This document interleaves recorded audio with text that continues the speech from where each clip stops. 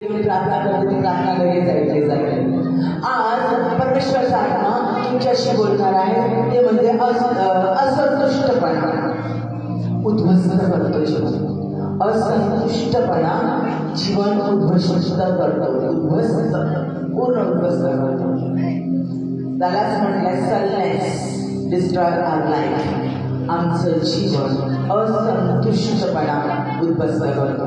आज या चर्चेमध्ये परमेश्वर एक छोटीशी गोष्ट पाठवते, ती पूर्ण गोष्ट वाचून दाखवणार आहे। राजे, पहिले राजे याचा 21वा अध्याय, पहिले राजे जुन्या करारातलं पुस्तक आहे बायबलमधलं, आणि त्याच्यातला 21वा अध्याय, पहिले राजे याचा 21वा अध्याय 1 ते 19 आणि 23वा वचन एवढा आपण वाचणार आहोत। लक्ष देऊन ऐका, कान देऊन ऐका, मी सावकाश वाचते। वरील गोष्टीनंतर असे झाले की इस्रायलकर नाबोत, इस्रायलमध्ये राहणारा हा नाबोत नावाचा माणूस, याचा द्राक्षीचा मळा इस्रायल येथे शम्रोनाचा राजा आहाब याच्या राजवाड्यापाशी होता। आहाब नाबोतास म्हणाला, आहाब राजा होता इस्रायलचा, तो नाबोताला ज्याचा मळा होता द्राक्षीचा, त्याला म्हणाला, तुझा द्राक्षीचा मळा मला माझ्या वाड्या नजदीक आहे, माझ्या राजवाड्याच्या नजदीक आहे, माझ्या राजवाड्याच्या जवळचा द्राक्षीचा मळा आहे, म्हणून तो मला दे, म्हणजे मी त्यात भाजीपाला लावी। द्राक्षीचा मळा दे। आता तुम्ही सगळे शेतकरी आहे, कवठाचे लोक, तुम्हाला माहितीये द्राक्षीचा मळा महत्वाचा का भाजीपाल्याचा मळा महत्वाचा? उत्पन्न कशाकडून मिळणार? द्राक्षीकडून मिळणार का भाजीपाल्याकडून मिळणार? द्राक्षीचा मळा मला दे, मी त्याच्यात भाजीपाला लावी, त्याच्या ऐवजी मी तुला त्याहून चांगला द्राक्षीचा मळा दे, किंवा तुझी इच्छा असल्यास तुला त्याचे पैसे दे। नाबोत आहाबाला म्हणाला, माझ्या वाडवडिलांचे वतन, आता तुम्ही शेतकरी आहात, वाडवडिलांचे वतन किती महत्वाचं असतं तुम्हाला माहिती। तो म्हटला, माझ्या वाडवडिलांचे वतन मी आपणाला द्यावे असे माझ्या हातून न घडो, मी करणार नाही असं, मी आपल्या वाडवडिलांचे वतन तुला देणार नाही असे इस्रायलचा नाबोत आहाबाला राजाला म्हटला। आपल्या राजाला, भारताच्या राजाला तुम्ही म्हणू शकाल का? म्हणू शकाल का? हिंमत आहे का म्हणायची? नाही। साधा आपल्या कवठाच्या प्रमुखाला म्हणायचं आपली हिंमत होणार नाही, तर आपल्या देशाच्या प्रमुखाला म्हणायची हिंमत होईल का? आणि हा आहाब कुणाला म्हणाला? राजाला म्हणाला। म्हणून आहाब उदास खिन्न झाला, राजा खिन्न झाला, उदास झाला, आपल्या घरी गेला, तो जाऊन बिछाण्यावर पडला आणि आपले तोंड फिरून अन्न सेवन करेना, बिछाण्यावर तोंड बाजूला करून झोपला, अन्न सेवन करेना। त्याची स्त्री म्हणजे त्याची बायको इस्रायल ही त्याच्याकडे येऊन त्याला विचारू लागली, आणि आपण अन्न सेवन का करत नाही याचे कारण तिने विचारले। इतकेच आपले मन का खिन्न झाले आहे ती म्हणाली। तो तिला म्हणाला, इस्रायलकर नाबोत यास मी म्हणालो की पैसे देऊन तुला तुझ्या द्राक्षीचा मळा मला दे, अथवा तुला पसंत वाटल्यास मी त्याच्या ऐवजी तुला दुसरा द्राक्षीचा मळा देतो। त्यावर तो मला म्हणाला, मी आपला द्राक्षीचा मळा तुला देणार नाही। बायकोकडे त्याने चिठ्ठी केली राजाने, स्वतःच्या बायकोकडे। त्याची बायको इस्रायल त्याला म्हणाली, इस्रायलवर आपली सत्ता आहे, सगळ्या इस्रायलवर देशावर आपली सत्ता आहे, लक्षात ठेवा। चला उठा, अन्न सेवन करा, आपले मन आनंदित करा। इस्रायलवर नाबोताचा मळा मी आपणाला मिळवून देतो। बाई येते, बाई, त्याची बायको ही बाई आहे, आणि ती म्हटली, मी तुला राजाला म्हटली, तू राजा करू शकला नाही, त्याची बायको त्याला म्हटली, मी तुला करून देते। मग तिने आहाबाच्या नावाने पत्र लिहिलं, म्हणजे तिनं राजा आहे असं समजून पत्र लिहिलं, नवऱ्याच्या नावाने पत्र लिहिलं। व त्यावर त्याची मुद्रा म्हणजे त्याची सही आणि शिक्का त्याची मुद्रा केली. आणि नाबोत राहत होता त्या गावात त्याच्या शेजारी वडीलचंद व सरदार यांच्याकडे ते रवाना केलं. ते पत्र पाठवलं. तिने त्या पत्रात असे लिहिले होते की लक्ष दिलं नाही का? तिने त्या पत्रात असे लिहिलेले होते की उपासाचा जाहीरनामा काढा. इस्रायल लोकांमध्ये बायबलच्या नुसार उपासाचा जाहीरनामा काढला जायचा. उपासाचा जाहीरनामा काढा व नाबोतास लोकांच्या समोर उभं करा. पंचायत कशी उभी राहते ना तशा पद्धतीनं लोकांना नाबोताला लोकांच्या समोर उभं करा. उच्च स्थानी त्याला बसवा आणि दोन अधम मनुष्य म्हणजे ज्यांना भय नाही देवाचा असे दोन अधम मनुष्य त्याच्या समोर बसवा. त्याने देवाचा व राजाचा धिक्कार केला. आता इथं त्याने कुठं देवाचा आणि महाराजाचा धिक्कार केलेला नव्हता. त्याने राजाचा व देवाचा धिक्कार केला अशी साक्ष त्या दोघांनी द्यावी. अधम पुरुषांनी वाईट पुरुषांनी. मग गावाबाहेर त्याला मरे तो दगड मार करावा. इस्रायलीच्या आज्ञेप्रमाणे त्या गावात असणाऱ्या वडिलांनी व सरदारांनी केले. राणी राजाची बायको, राजाचा अधिकार, राजाची सही, राजाचा शिक्का असं पत्र आलं. त्यांनी ते केलं. त्यांनी उपासाचा जाहीरनामा काढला आणि नाबोतास लोकांसमोर उच्च स्थानी बसवले. दोन अधम पुरुष येऊन त्याच्या समोर बसले. त्या अधम पुरुषांनी लोकांसमोर नाबादाविरुद्ध साक्ष दिली. ते म्हणाले नाबोताने देवाचा व राजाचा धिक्कार केला आहे. त्यानंतर त्याने त्यास नगराबाहेर नेऊन मरेपर्यंत तोपर्यंत त्याला दगड मार केला. रक्तबंबाळ केल्याने मारून टाकला. त्यांनी इस्रायलीस सांगून पाठवले की नाबोतास दगडमार केला आहे व तो मेला आहे. नाबोतास दगड मारून तो मेला आहे. इस्रायलीस कळले तेव्हा ती अहाबाला म्हणाली उठा. जो द्राक्षाचा मळा इस्रायल नाबोत पैसा देऊन तुम्हाला देत नव्हता त्यावेळेस कबूल नव्हता तो आता ताब्यात बिना पैशाचा ताब्यात नाबोत आता जिवंत नाही. तो मेला आहे. इस्रायलकर नाबोत मरण पावला हे अहाबाने ऐकले. तेव्हा तो द्राक्षाचा मळाचा ताबा घ्यावयास त्या मळ्यावर गेला.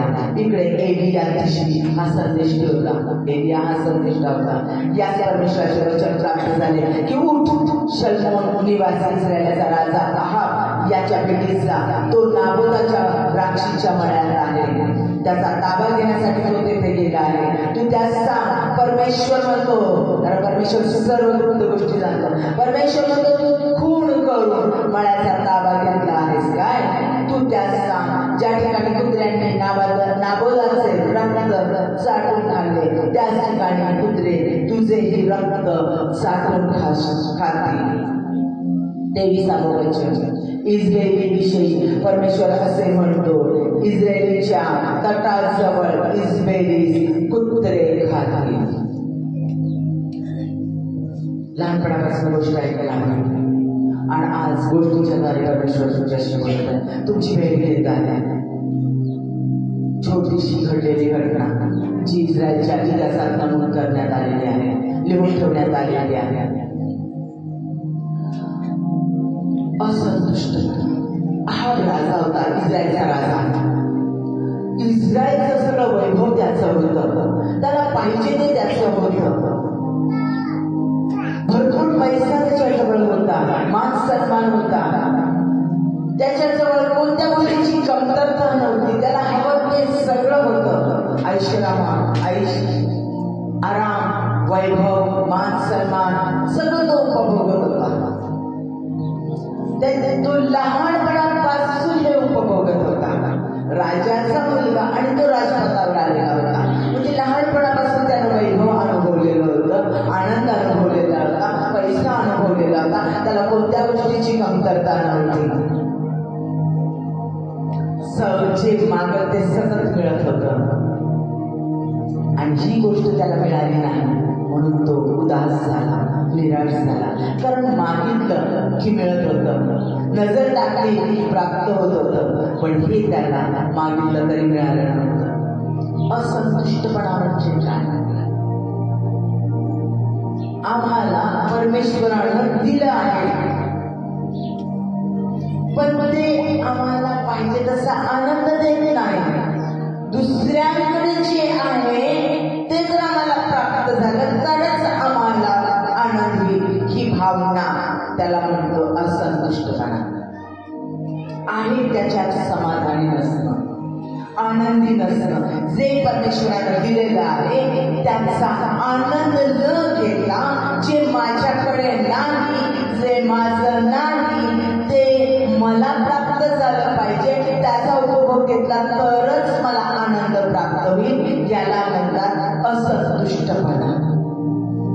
आणि एकदा असंतुष्टपणा निर्माण झाला की मनुष्य स्वतःला संतुष्ट करण्यासाठी, आनंद देण्यासाठी, इच्छा पूर्ण करण्यासाठी जी गोष्ट त्याच्याजवळ नाही आणि ज्या गोष्टी त्याला आनंद प्राप्त होईल ती मिळवण्याचा प्रयत्न करतो. वाटेल ते करून ती मिळवण्याचा प्रयत्न करतो. आणि जर ते नाही झालं तर मग तो निराश आणि उदास होतो आणि मग त्याच्या पाप कार्य करायला सुरुवात होते. माझ्या प्रियांनो, आपण जगत असताना परमेश्वरानं आम्हाला आमच्या योग्यतेप्रमाणे, आमच्या परिस्थितीप्रमाणे आणि त्याच्या समयात योग्य गोष्टी योग्य वेळेमध्ये तो बरोबर देतो. हे लक्षात घ्या प्रियांनो, तो अन्यायी देव नाही, अन्यायी नाही. त्याच्या वेळेत आमच्यासाठी योग्य असणाऱ्या, आमच्या परिस्थितीनुसार, आमच्या जवळपास असणाऱ्या व्यक्तीनुसार आमच्यासाठी काय योग्य आहे असं पाहून तो आम्हाला ते देतो. तो कधीच अन्याय करत नाही. इर्मया 29:11 मध्ये सांगितलेलं आहे, स्पष्ट सांगितलेलं आहे की माझे संकल्प तुमच्या विषयीचे उत्तम आहे, तुमच्या हानीसाठी नाही, तुमच्या कल्याणासाठी आहे. जे काही तो आम्हाला देतो, जे काही तो आमच्या जीवनात करतो, ते तो आमच्यासाठी चांगलं तेच करतो. पण तरी देखील आमच्या जीवनामध्ये असंतुष्टता येते. लक्षात घ्या. आणि ही असंतुष्टता देवानं मला जे दिलंय ते काही पाहिजे तसं नाहीये, माझ्या मनासारखं नाहीये. माझ्या मनासारखी बायकोच नाही मिळाली हो मला, माझ्या मनासारखी आईबाप नाही, माझ्या मनासारखा नवरा नाही. काय करायचं? माझी मैत्रीण कसली आहे, तिला कसा नवरा मिळाला, कसलं घराणं मिळालं, कसली सासू मिळाली, काय जीव लागते, काय पैसा आहे त्यांच्याकडं. आमच्या ह्यांना पाहिजे तसं काम मिळालंच नाही. त्या शेजारच्याला आहे का त्याची लाईट, तर काय काम मिळालं, कसला पगार कमवतो, कसला ताठात जातो. आणि आमचे खूप हुशार आहेत हो, खूप कष्टाळू, पण यांना ना चांगला मालकच नाही मिळाला, चांगलं कामच नाही मिळालं ना, त्यांना सहकार्य करणारे चांगले लोकच नाही, साथ देणारे कोणी चांगले मिळालेच नाही. आम्ही दोघं ना बायको ना इतके कष्टाळून एवढं काम नाही त्यांना, कुणाचं काही वाईट केलं नाही, पण ना आम्हाला साथ देणारे लोक नाही चांगले मिळाले. चांगले मिळाले असते ना मग बघा मला कुठल्या पोहोचलो असतं. यासाठी सासू मिळाले घराचे नाही, चांगले नाही, सासरा काही बरोबर नाही. लोकांचं बघा त्या सासऱ्याने सासूने कसं कमावून ठेवलं दिलंय नवऱ्याला पोराला, मग कसलं दिलंय, काय काय त्याच्या घरात. आधीच ती लग्न करून येण्याची आधीच गाडी होती घरात, शेत आहे त्यांचं, कितीतरी गोष्टी त्यांचे पोर. आम्हाला घराचा पोरगच दिला नाही, यांचं पोरग कसं शिकतंय, आम्ही यांच्यासाठी वाटतंय ते करतो, तो पोरग शिकत नाही, पोरगी शिकत नाही. त्यांचे लेकर किती हुशार आहे, काही करत नाही, खायला गडाचं देत नाही, तरी लेकर किती शिकतात, घरात किती पोरगी काम करते. आमची पोरगी काही करत नाही ना. आम्हाला तर आई वडिला चांगल्या आई वडिलांना चांगली लेकरच मिळत नाही बघा. ते धडाचे आई वडील त्यांना खूप चांगले लेकर मिळाले. या गोष्टी आम्ही सतत ऐकतो, या गोष्टी आम्ही सतत बोलतो, हे विचार आमच्या जीवनात सतत येतात. मी एवढे कष्ट केले, मी एवढी चांगली आहे, मी एवढा चांगला आहे, माझ्याकडे एवढे गुण आहे, माझ्याकडे तेवढं आहे, आणि मलाच हे मिळालं नाही, मलाच ते मिळालं नाही, मला जे मिळालं ते चांगलंच नाही. माझ्या प्रियांनो, हे आम्हाला सहज वाटतंय, कांजून नाही का? प्रत्येकाने कांजून नाही का? ऐकणार प्रत्येक व्यक्ती सत्य देवाचा आत्मा बोलत आहे. तर आपण प्रार्थना केली, कोणी व्यक्ती नाही का देवाचा आत्मा माझ्याशी बोलू दे. हे आम्ही सहज बोलतो, सहज ऐकतो आणि सततच्या रोजच्या जीवनात आमच्या घडत जातं. रोज लहानपणापासून हे घडत जातं. तुम्हाला माहितीये का, हे ज्या वेळेला आम्ही करतो, हे बोलतो, हे घडतं, त्यावेळेला आमच्यामध्ये लुसिफर सैतान कार्य करतो. प्रियांनो, अरे आम्ही येशू ख्रिस्तांचा तारणारा देव म्हणून स्वीकार केला. लक्षात घ्या, ख्रिश्चन हा धर्म नाही, तो अनुभव आहे. लक्ष देऊन ऐका, मी येशू ख्रिस्ता जिवंत देव, तारणारा देव, तो माझ्या पातकांसाठी मरण पावला, तिसऱ्या दिवशी तो परत उठला, तो मृत्यूंजय ख्रिस्त, त्याने मरणाची नांगी मोडली, तो स्वर्गात चढला की त्याच्या उजवीकडे बसलेला आहे आणि तो परत मला घेण्यासाठी येणार आहे आणि त्याचा पवित्र आत्मा त्याने मला दिलेला आहे आणि तो परमेश्वर हा माझा विश्वास आहे आणि विश्वासाने म्हणाले येशू माझ्या अंतःकरणात आहे, तू माझा देव आहे. हे ज्या वेळेला म्हणतो आम्ही, त्यावेळेला तो आमच्या अंतःकरणात येतो. प्रियांनो, मग बाप्तिस्मा म्हणजे काय? बाप्तिस्मा धर्मांतराची कृती आहे का? नाही. धर्मस्थापन करण्यासाठी येशू ख्रिस्त आलाच नाही, तो देवादी देव परमेश्वर. धर्मस्थापन मनुष्याने केलेलं.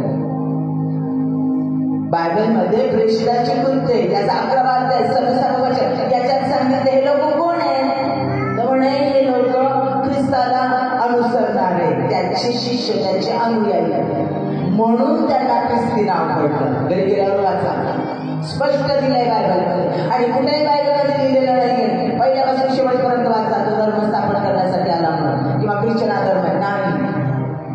अलग अलग लक्षामध्ये. मग बाप्तिस्मा काय आहे? येशू ख्रिस्त हा माझा जिवंत देव, त्याला मी तारणारा देव म्हणून माझा स्वीकार केलेला आहे. ही माझी विश्वासाची कृती मी करणार लोकांच्या समोर की मी त्या पाण्यामध्ये माझा जुना मनुष्य मेला आणि माझ्यातला जुना स्वभाव, कपटी, रागिष्ट, घाणेरडा जे काही केलेला आहे तो सगळा घाणेरडा स्वभाव माझा मेलेला आहे. शरीराच्या वासना, शरीरभू, सगळं घाण त्याच्यामध्ये तमकून सगळे माझे त्याच्यामध्ये गेलेले आहेत आणि माझ्यामध्ये ख्रिस्त उठला आहे. पुन्हा उठला ख्रिस्त, तो मीच आहे.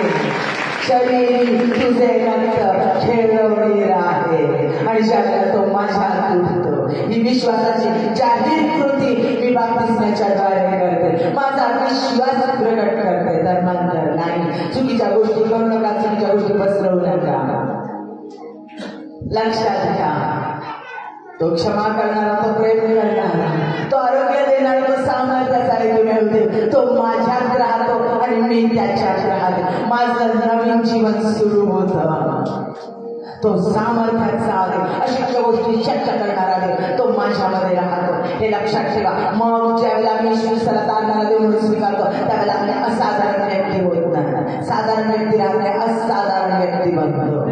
कारण अद्भुत चमत्कार करण्याचं सामर्थ्य आम्हाला त्यातून मिळतं. आम्हाला परमेश्वरा आबा बाबा म्हणण्याचं सामर्थ्य मिळतं आणि जे काही येशूच्या नावात आम्ही मागू प्रत्येक गोष्ट मिळते. जे येशूच्या नावात आम्ही बांधू ते बांधलं जातं. आम्हाला त्याचे लेकरं होण्याचा अधिकार आणि त्याचं स्वर्गाचे वतन आम्हाला प्राप्त होतं.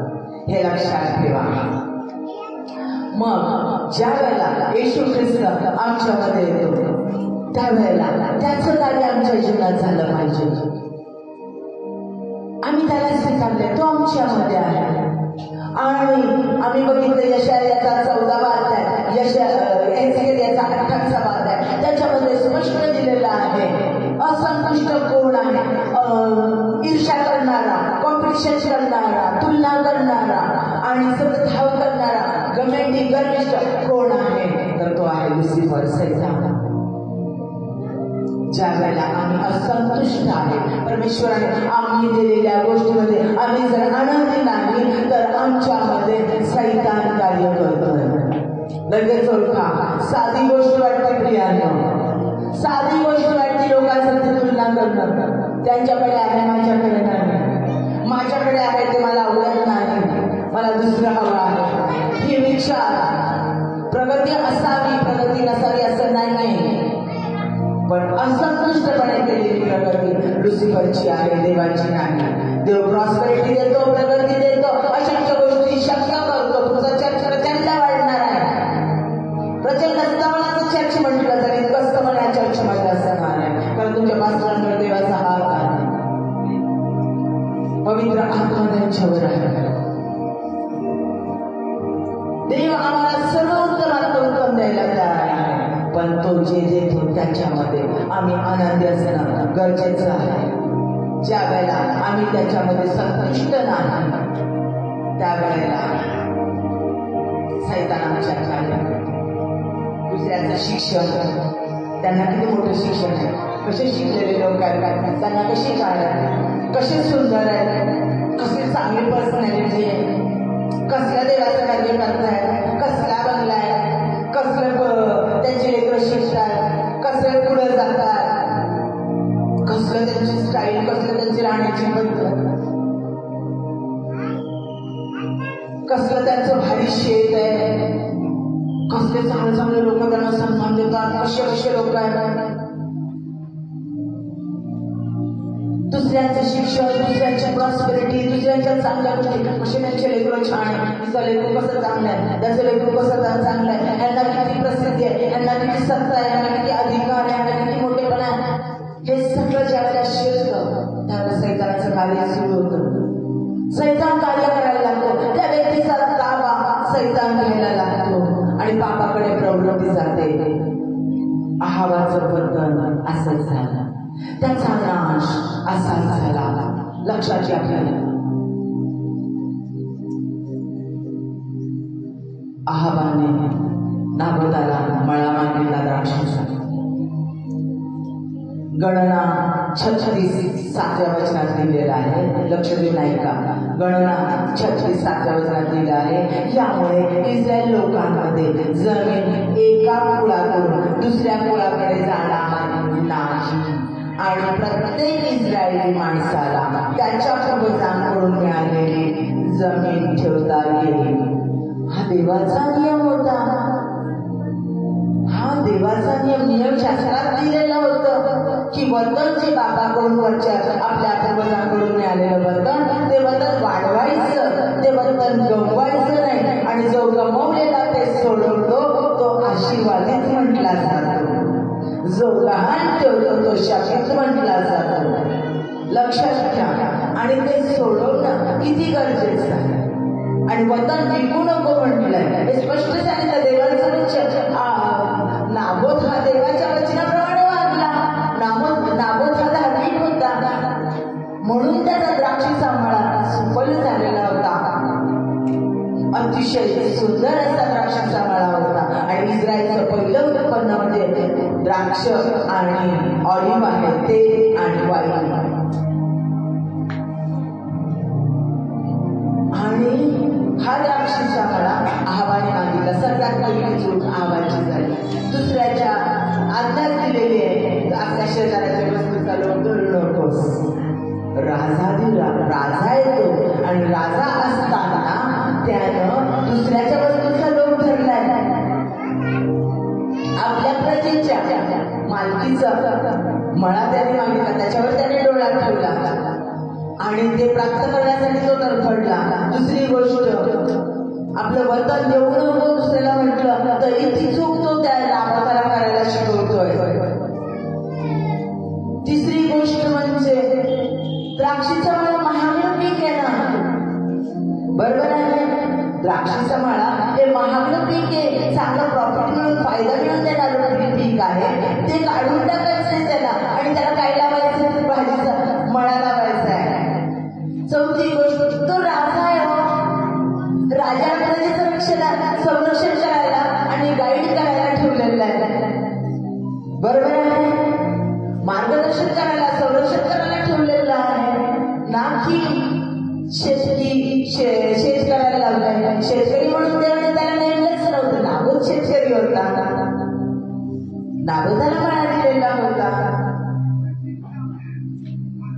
हा राजा होता, त्याचं काम त्याने करण्याचं सोडून तो जे काम नाबोताचं आले शेती करण्याचं काम तो ते करायला मागत होता.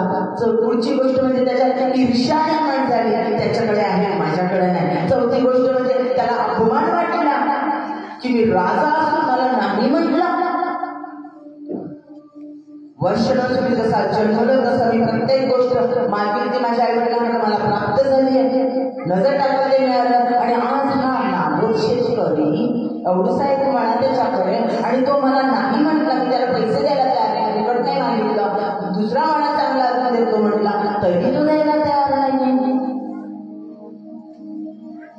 ह्या सगळ्या गोष्टींमुळे चिडला, लक्षात घ्या. वाईट वाटलं, दुःख वाटलं. लक्षात घ्या, ज्यावेळेला तो असंतुष्ट झाला आणि घरी गेला, सैतानानं कार्य सुरू केलं. आणि मग जवळचेच लोक सैतान वापरतो. इस्रायलला त्याच्या बायकोला सैतानाने वापरलं आणि त्याच्या जीवनात कार्य केलं. या इस्रायलने त्याला सांगितलं, कशाला चिन्ह होतं, तू राजा आहे, तुझी सत्ता आहे सगळी, तू नको काळजी करू, चल जेव, मी करते बरोबर. बाईचं डोकं तितकं चाललं आणि बाईने काय केलं, त्याच्या नावाचा शिक्का सही करून घेतली आणि पत्र लिहिलं सरदारांना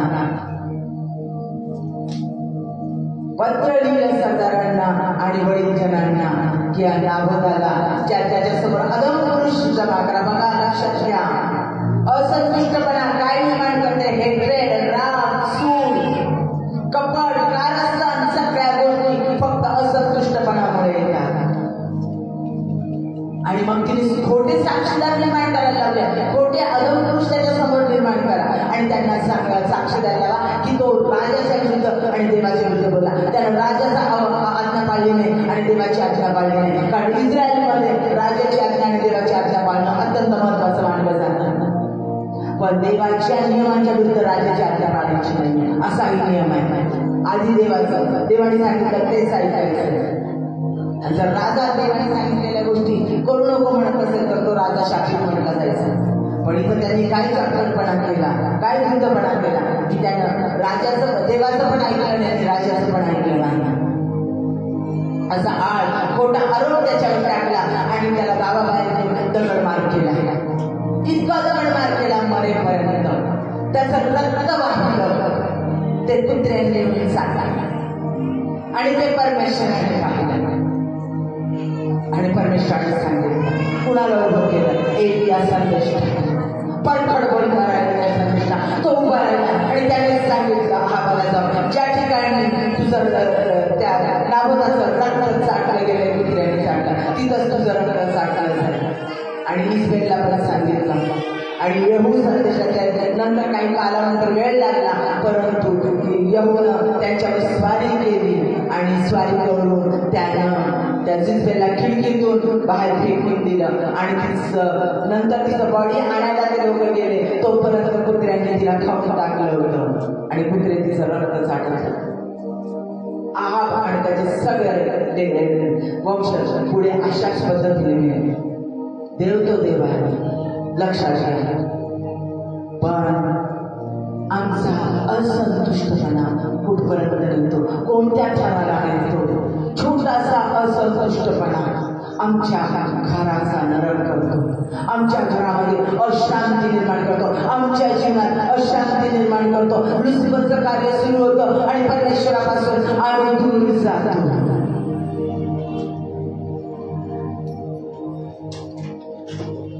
लक्षात घ्या, फक्त आहाबाचा असंतुष्टपणा, फक्त आहाबाचा असंतुष्टपणा, आपल्या मनाविरुद्ध झालेलं त्याला पाहावलं नाही, इच्छा पूर्ण झाली नाही म्हणून बायकोनं इच्छा पूर्ण करून दिली. आणि परमेश्वराचा न्याय पाहिलाय आपण.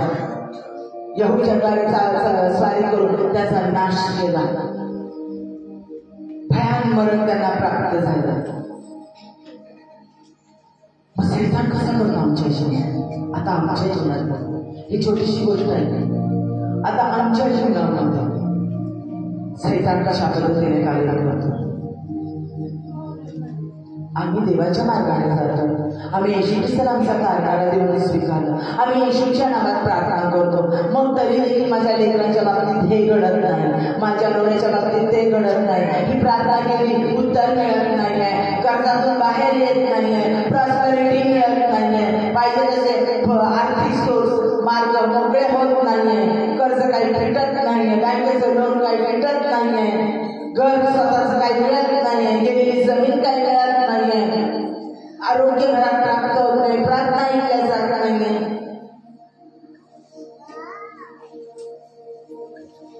सैतान मग दाखवायला लागतो दुसऱ्यांचं, बघ त्या सिस्टर काही जास्त प्रार्थना करतात, आत्ता बोलतात बघ तसेच ब्रदर काही एवढे प्रार्थना केले नाही, त्यानंतर काय करतात आम्हाला माहिती, पण तरी देखील बघा त्यांना कशी उत्तरं मिळतात. तुला मिळत नाही, तुझे लेकर चांगले शिकत, बघ त्यांचं लेकर कसं शिकत, बघ तुझ्या घरात भरभराट का, त्यांच्या घरात बघ कशी भरभराट, ते शेजारचे बघ कशा पुढे गेले, त्यांची लेकर बघ कशी पुढे गेले, त्यांना बघ सायकल होती तर आता टू व्हीलर मिळाली, आता कार घेत राहिले. बघ तू कधी करणार, तुला कधी देणार, होतच नाही, तुझ्या जीवनात घडतच नाही. मग आम्ही ते पुरवण्याच्या नादी लागतो, ते मिळवण्याच्या नादी लागतो. मग ते कसं मिळवायचं, कसं करायचं तेच विचार लागतात. देवापेक्षा जास्त त्या गोष्टींना महत्व देतो. आमच्या लेकरांच्या पाहिजे तशा इच्छा पूर्वक राहतो. हा ड्रेस मागितला दे, तो ड्रेस मागितला दे, हे बूट मागितले दे, ती चप्पल मागितली दे, हा मोबाईल मागितला दे, तो मोबाईल मागितला दे. जे पाहिजे ते आम्ही आमच्या लेकराला देतो आणि मग त्याच्यामध्ये काय प्रवृत्ती निर्माण होते. मागितलं ते सगळं मिळतं, मग आमच्यामध्ये हट्टी प्रवृत्ती, जे मला हवं ते मिळालंच पाहिजे, जे मला आनंद देणार वाटलं ते मला पाहिजे, जर नाही मिळालं तर मग राग, मग चिडणं, मग द्वेष, मग फुगून बसणं, मग चिडचिड करणं, मग भांडण करणं, मग दुसऱ्या मार्गाने मिळवण्याचा प्रयत्न करणं. मला जे पाहिजे ते बायकोने दिलं पाहिजे, नाही दिलं मी वाईट मार्गाने मिळवेल. मला पाहिजे ते नवऱ्यानं दिलं पाहिजे, नाही मिळवलं मी वाईट मार्गाने मिळवेल. मला हवं ते सासऱ्यानं दिलं पाहिजे, नाही सोडून जाईल, आम्ही आमच्या तिथं वेगळं होतो, गरज नाही आम्हाला तुमची, आम्हाला जे पाहिजे लेकरांनी दिलं पाहिजे, नको बाहेर निघा करायच्या. असंतुष्टपणा, हट्ट पुरवण्याची प्रवृत्ती निर्माण होते आणि नातेसंबंध बिघडतात. आज सैतान हेच करत आहे. आमच्या गरजा आमच्या समोर आणून आम्हाला हिरवत आहे, उचकवत आहे, असंतुष्टपणा निर्माण करत आहे. त्याच्यामुळे चिडचिड, निराशा आणि जे देवानं दिलंय त्याचा आनंद आम्ही घेऊ शकत नाही. जे देवानं आम्हाला दिलेला त्याच्या ज्या योजना त्या योजनांसाठी थांबून राहू देत नाही सैतान. कारण परमेश्वराचं वचन आहे, जे त्याची वाट पाहतात ते कदापि लज्जित वंचित होत नाही. तो वाटच पाहू देत नाही, तो असंतुष्ट करतो, निराश करतो, असमाधानी करतो आणि मग अंतःकरणामध्ये नको ते वाईट मार्ग, नको त्या गोष्टी येतात, सोडून घेणं, हिसकावून घेणं, चुकीचा मार्ग अवलंबणं, स्वतःच्या युक्त्या वापरणं, जवळच्या व्यक्तींच्या युक्त्या कुयुक्त्या वापरणं. नवऱ्याला विचारणार असं करा ना तुम्ही, तसं करा की, असं केलं तर होईल, तसं केलं तर होईल.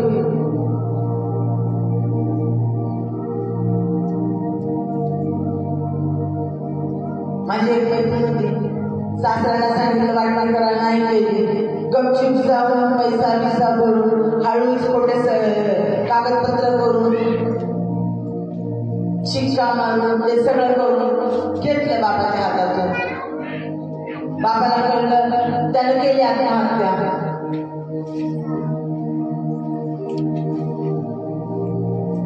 परमेश्वराने काय केलं, पुस्तक थांबवलं, आशीर्वाद थांबवलं, ते वैभव घेऊ दिलं, पण आशीर्वाद सगळे थांबले. जुरणीला लावला, कधी जाणं घेऊ शकत नाही. सैतानाने पाप करून घेतलं, आयुष्य उद्ध्वस्त झालं. आमच्या जीवनामध्ये असे अहाव आहे, आमच्या जीवनात अशा हिजबेल आहे. माझ्या प्रियानं देवाचा आत्मा सांगत आहे, त्यांच्यापासून सावध व्हा. आम्हाला ज्या वेळेला देवाचं आम्ही कार्य करतो, येशू ख्रिस्ताचा तारणामध्ये म्हणून स्वीकारतो, आम्ही कामामध्ये जातो, घरामध्ये, बाहेर, चर्चमध्ये, इकडे तिकडे ज्या ठिकाणी जाईल त्या ठिकाणी आमच्याही जीवनामध्ये अहाव आणि हिजबेल आहे. घेण्याचा प्रयत्न करतात, खोटे आरोप टाकतात, खाली पाडण्याचा प्रयत्न करतात, खचवण्याचा प्रयत्न करतात, नको ती वाईट बदनामी केली जाते. मग मी काय केलं? मी पण त्यांच्यासारखंच वागेल. मी आहे त्या परिस्थितीत धन्यवाद करेन, कारण प्रत्येक गुप्त गोष्ट तो पाहतो परमेश्वर येशू ख्रिस्त, आणि तो म्हणतो तू क्षमा कर, तुझ्या शक्ती मी